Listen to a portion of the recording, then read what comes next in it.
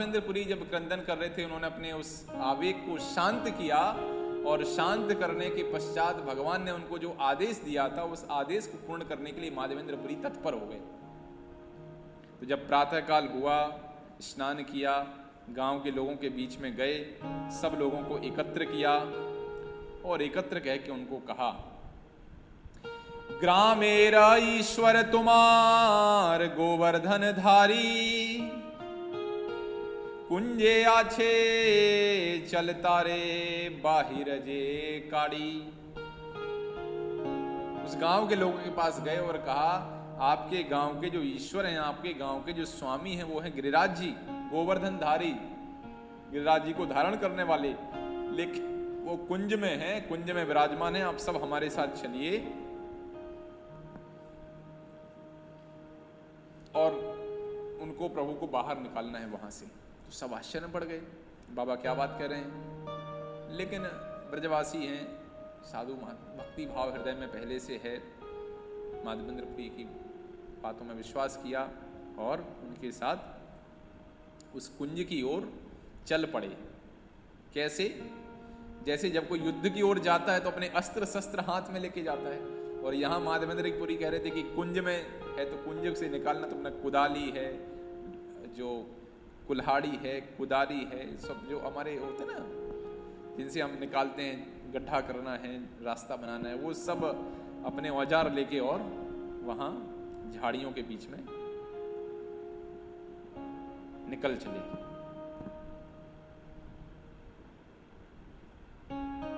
और माधवेंद्रपुरी के साथ में जाके वहां पे स्थान का निर्माण किया। चूंकि बहुत गहरा कुंज था, इसलिए वहां जाके उन्होंने उस स्थान का निर्माण किया। वहां प्रवेश करने के लिए स्थान बनाया कि कैसे। और फिर भगवान श्रीनाथ जी का, गोपाल जी का प्राकट्य हुआ।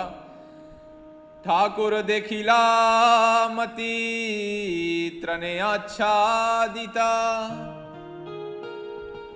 देखी सब लोक हैला आनंदे विस्मिता। सबके हृदय में आनंद हो गया, सबके हृदय में चमत्कार हो गया। जैसे उस कुंज में रास्ता बनाया निकाल के, जैसे वहां प्रवेश करते हैं, देखते हैं ठाकुर जी वहां पे उपस्थित थे, भगवान का श्री विग्रह वहां उपस्थित था। सब लोगों के हृदय में बड़ा आश्चर्य, चमत्कार हो गया। आवरण दूर करी करिला विदिते, महाभारी ठाकुर के हानारे चलिते। भयंकर, सब आनंद से भर गए, सुंदर आनंद सबके हृदय में व्याप्त हो गया। लेकिन ठाकुर जी का जो विग्रह था बड़ा बलशाली था, बड़ा भारी विग्रह था। लोगों ने उठाने का प्रयास किया, नहीं उठ पा रहा था। तो महाबलिष्ठ लोग का एकत्र करिया। अब जो उसमें से जो बलशाली लोग थे उनको इकट्ठा किया, और बलशाली लोगों को इकट्ठा करके पर्वते ऊपरी गेला पुरी ठाकुर लैया। माधवेंद्रपुरी जी के निर्देशन में भगवान के श्री विग्रह को, गोपाल जी को बलिष्ठ लोगों के माध्यम से पर्वते ऊपर लैला, पर्वत के ऊपर लेके चले गए। बोले गिरिराज जी महाराज की जय। तो माधवेंद्रपुरी जी गोपाल जी को, स्वयं ठाकुर जी को ठाकुर जी के ऊपर ले गए। और इसके पश्चात जैसा भगवान ने आदेश दिया था वहां पे स्थापित किया, सिंहासन के ऊपर स्थापित किया, पीछे एक पत्थर लगाया और स्थापित करने के पश्चात सुंदर वहां पे पहले अन्नकूट का आयोजन हुआ। पहला अन्नकूट तो कहां हुआ था? स्वयं भगवान कृष्ण ने किया था गिरिराज जी के समय। और श्रीनाथ जी के पहले अन्नकूट का आयोजन हुआ जब गोपाल जी गिरिराज जी के ऊपर विराजमान हो गए। बाबा माधवेंद्रपुरी के निर्देशन में इसका आयोजन हुआ।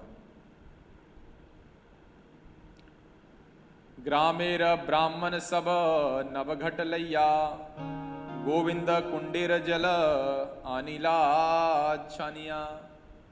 सारे गांव के ब्राह्मण लोग आ गए और गोविंद कुंड के 100 घड़े लेके, गोविंद कुंड के जल को लेके, और भगवान का अभिषेक और श्रृंगार प्रारंभ हो गया। क्योंकि भगवान ने कहा था ना कि शीत, आतप, बरसात सब मैं सहन कर रहा हूं, बहुत दिनों से सहन कर रहा हूं, बहुत गर्मी लग रही है हमारे लिए।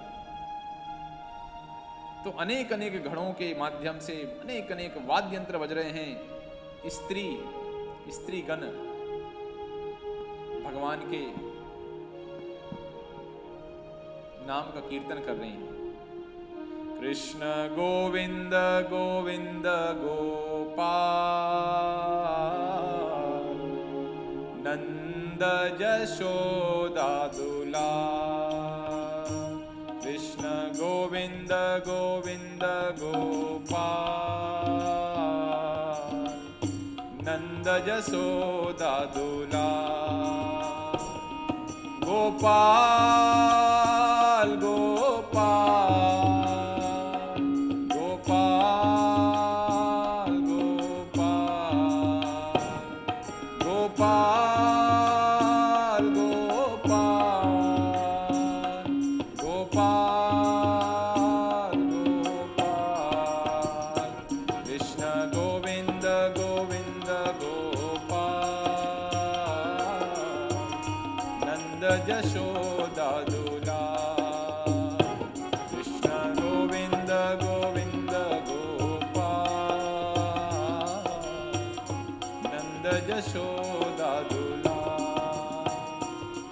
गोपाल गोपाल गोपाल गोपाल गोपाल गोपाल गोपाल गोपाल। कृष्ण गोविंद गोविंद गोपाल, नंद यशोदा दुलार। सुंदर भेरी बज रही है, अनेक अनेक वाद्य यंत्र बज रहे हैं भगवान के आनंद के लिए। सुंदर भगवान का जल से अभिषेक हो रहा है 100 घड़ों के माध्यम से, और स्त्रियां गाना गा रही हैं। और इस तरीके से भगवान को वहाँ विराजमान किया गया। किहा गाए किहा नाचे, महोत्सव कैला। कोई नाच रहा है, कोई गा रहा है, महोत्सव का माहौल तैयार हो गया। दधी दुग्ध घृत आइले, ग्रामे जत छीला। गांव में जितना दूध था, जितना दही था, जितना घी था, सब आके, सब भक्त लोग, सब ब्रजवासी वहां आके एकत्रित हो गया। और स्वाभाविक रूप से अन्नकूट की तैयारी प्रारंभ हो गई। भोग सामग्री अइला, संदेश आदि जत, नाना उपहार ता कहते परिकत। अनेक प्रकार की भोग की सामग्री वहां इकट्ठी हो गई। सुंदर सुंदर उपहार की वस्तुएं वहां आ गई। और सबसे महत्वपूर्ण, जिससे ठाकुर जी प्रसन्न होते हैं, क्या आ गया? तुलसी आदि पुष्प वस्त्र अइला अनेक, आपने माधवपुरी कैला अभिषेक। सब वस्तु वहां आ गई। क्या आ गया? तुलसी आ गए, पुष्प आ गए, वस्त्र आ गए, और माधवेंद्रपुरी ने स्वयं अपने हाथों से अभिषेक किया। स्वयं अपने हाथों से अभिषेक किया। तो वास्तव में जब जन्माष्टमी, चैतन्य महाप्रभु का प्राकट्य दिन, गौर पूर्णिमा, या ऐसे भगवान के जो प्राकट्य दिवस होते हैं, उस समय भगवान का अभिषेक करना चाहिए। और ठाकुर जी ने यदि सामर्थ्य दिया है तो मंदिरों में भगवान के लिए वस्त्र दान करना और अभिषेक में सहयोग करना, पुष्प दान करना, इत्यादि इत्यादि सेवाओं में हिस्सा लेना चाहिए। और जब इस अभिषेक को करते हैं तो मुख्य रूप से पंचगव्य से अभिषेक किया जाता है।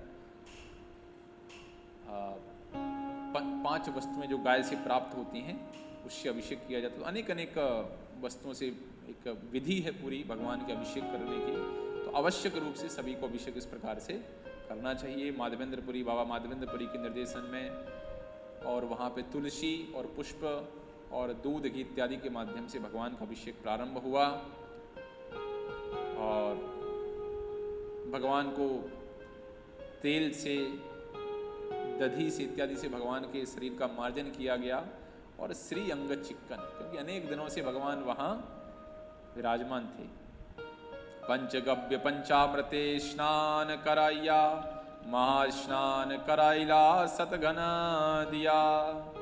पंचगव्य से, पंचद्रव्य से पंचामृत से भगवान को स्नान कराया गया।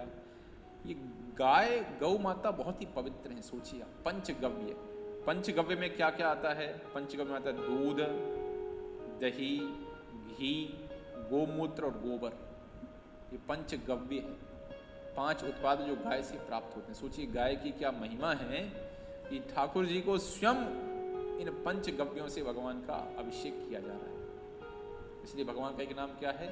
गोविंद। इनको गाय बहुत प्रिय है, वो गोविंद है। इस पंचगव्य के माध्यम से और पंचामृत के माध्यम से। पंचामृत में भी होता है दही होता है, दूध होता है, घी होता है और साथ ही साथ उसमें शहद भी होती है और शर्करा भी होती है, शक्कर भी होती है। ये पंचद्रव्य है, पंचामृत है। ये पंचगव्य और पंचामृत इत्यादि के माध्यम से सुंदर भगवान का अभिषेक कराया गया। पुनः तैल तिलक, फिर से भगवान का मार्जन किया गया और शंख से भगवान को पुनः स्नान। तो ये जो विधि है वो संपूर्ण विधि माधवेंद्र बाबा माधवेंद्रपुरी के निर्देशन में संपन्न की गई और भगवान के अंगों का मार्जन करके नए वस्त्र उनको पहनाए गए। चंदन, तुलसी, पुष्प, माला इत्यादि भगवान को अर्पित किया गया। तो देखिए हमारे आचार्यों की परंपरा चली आ रही। कई लोग कहते हैं भैया भगवान को मंदिर में दान क्यों करना, भगवान के अभिषेक में कह देते हैं ना कि भगवान को ये दूध क्यों चढ़ाना, गरीबों को दूध खिला दो, गरीबों को दूध पिला दो। तो वास्तव में भगवान को दूध चढ़ाने के संबंध में शास्त्रों में निर्देशन दिया गया है, वो गलत नहीं है। लेकिन जो दूध द्रव्य भगवान को चढ़ाते हैं पंचामृत, वो पंचामृत बहाया नहीं जाता है। ये परिपाटी शास्त्रिक है कि भगवान को पंचामृत से भगवान का अभिषेक हो। ये पद्धति शास्त्र के अनुसार है, लेकिन इसको गटर के अंदर बहा देना ये सही नहीं है। बल्कि जब पंचामृत से भगवान का अभिषेक हो तो पंचामृत भगवान के भक्तों को उस अभिषेक के पश्चात प्रसाद के रूप में बांटा जाए।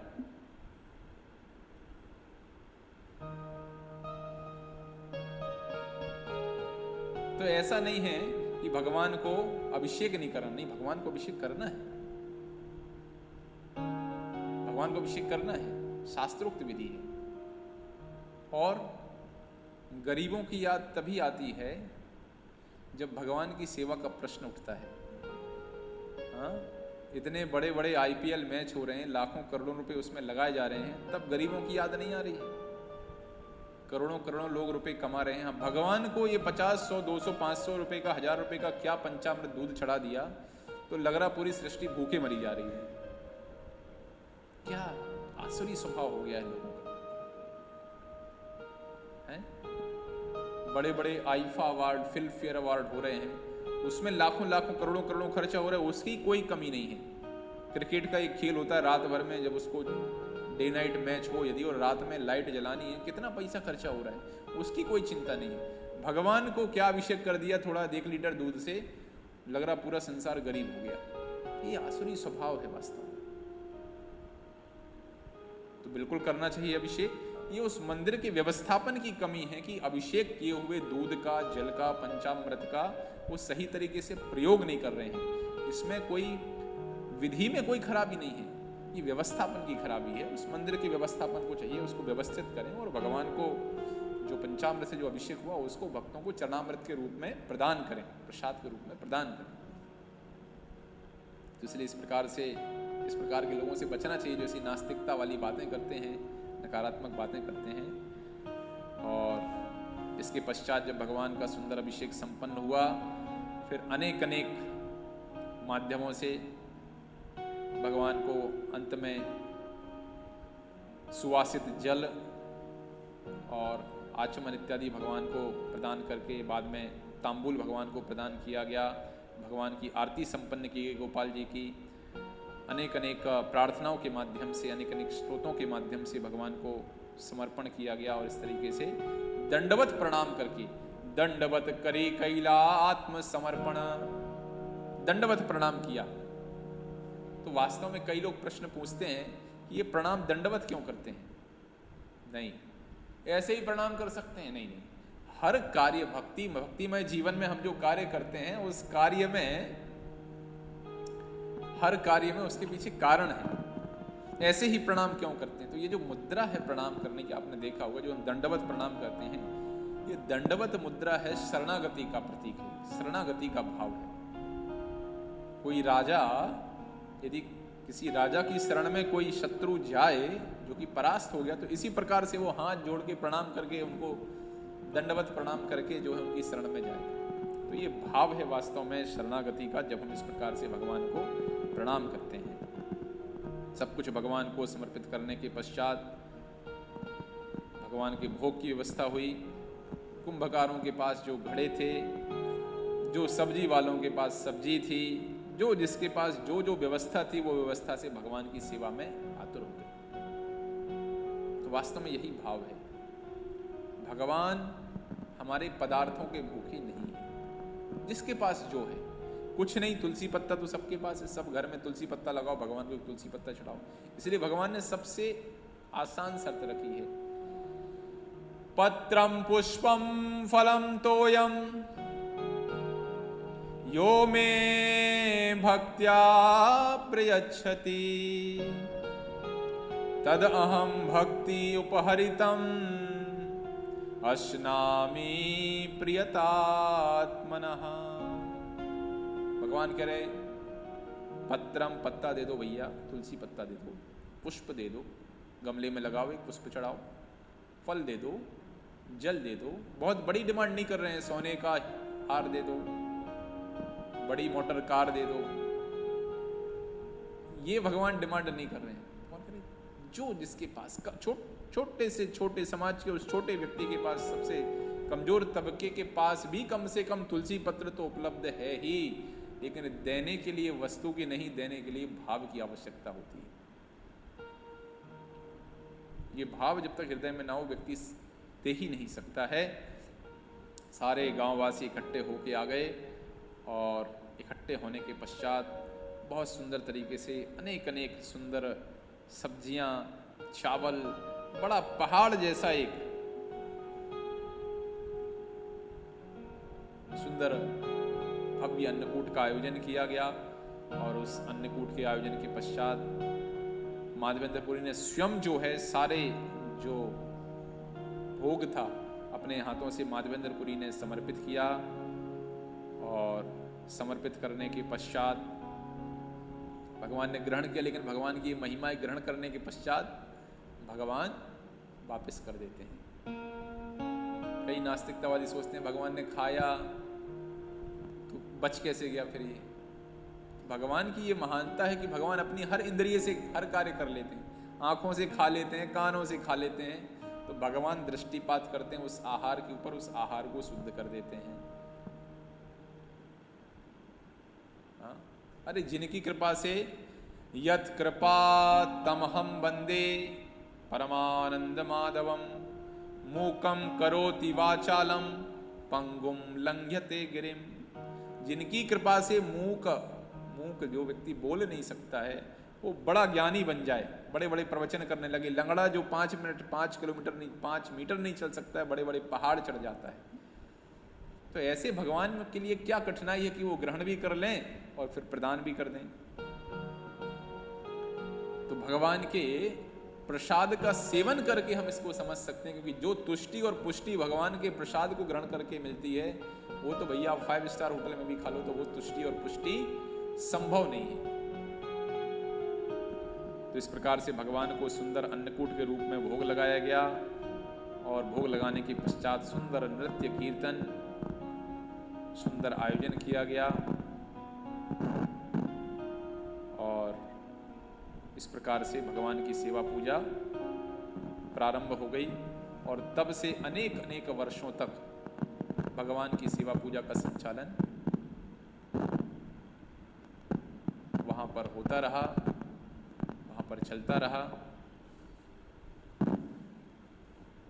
कालक्रम में तो ये माधवेंद्रपुरी जी के द्वारा गोपाल जी के विग्रह की खोज की गई।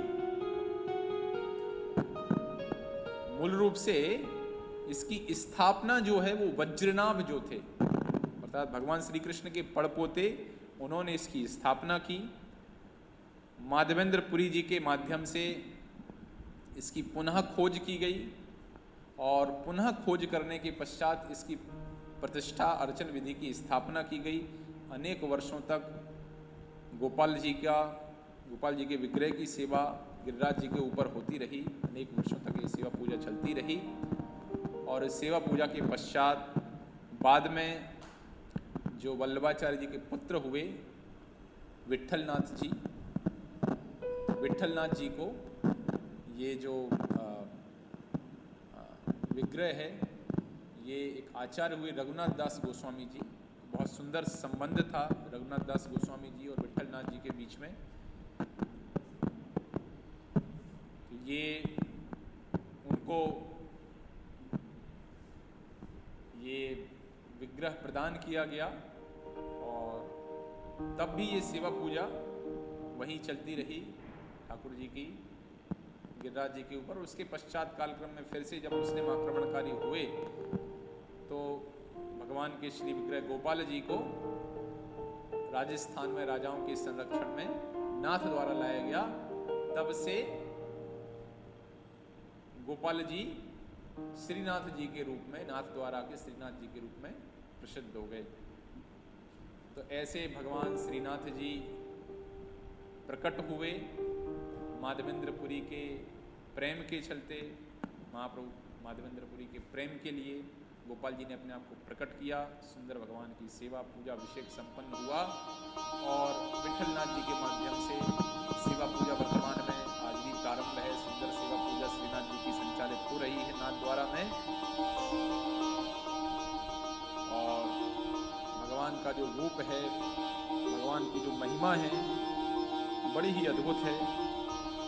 और श्रीपाद वल्लभाचार्य जी ने बड़ा ही सुंदर तरीके से भगवान के इस रूप की महिमा को, वास्तव में भगवान, हर चीज भगवान की मधुर है, हर चीज भगवान की मधुर है। क्या क्या मधुर है? श्रीपाद वल्लभाचार्य जी ने बड़ा सुंदर मधुराष्टक लिखा है। तो आइए कुछ पंक्तियों का गान करते हैं। अधरम मधुरम वदनम मधुरम नयनम मधुरम हसितम मधुरम अधरम मधुरम वदनम मधुरम नयनम मधुरम हसितम मधुरम हृदयं मधुरं गमनं मधुरं मधुराधिपतेरखिलं मधुरं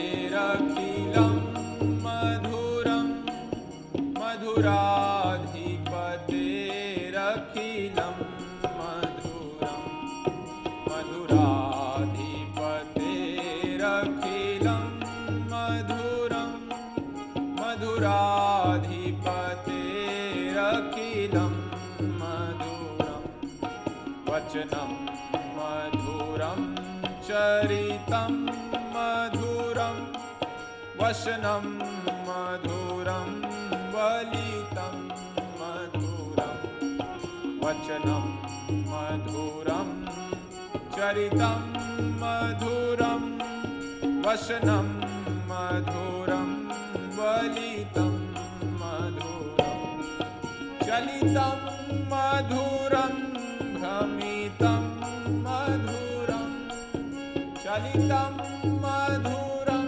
भ्रमितं मधुरं मधुराधिपतेरखिलं मधुरं मधुराधिपतेरखिलं मधुरं मधुराधिपतेरखिलं मधुरं मधुराधिपतेरखिलं मधुरं मधुराधिपतेरखिलं मधुरं। तो इस प्रकार से भगवान की हर वस्तु मधुर है। बड़ा सुंदर मधुराष्टक श्रीपाद वल्लभाचार्य जी द्वारा संकलित है और उन्हीं के संप्रदाय में ठाकुर जी की सेवा गोपाल जी जो श्रीनाथ जी हुए और नाथ द्वारा में सुंदर सेवा भगवान की संचालित है। तो ये माधवेंद्रपुरी पर अनुग्रह करके भगवान गोपाल जी ने, भगवान श्रीनाथ जी ने अपने आप को प्रकट किया। तो ऐसे बाबा माधवेंद्रपुरी के चरणों में नमस्कार करते हैं, प्रणाम करते हैं कि हमें भी वो अनुकंपा प्रदान करें ताकि साधन भक्ति के माध्यम से हम भी उस प्रेम का आस्वादन, भगवान की उस कृपा को प्राप्त कर पाएं।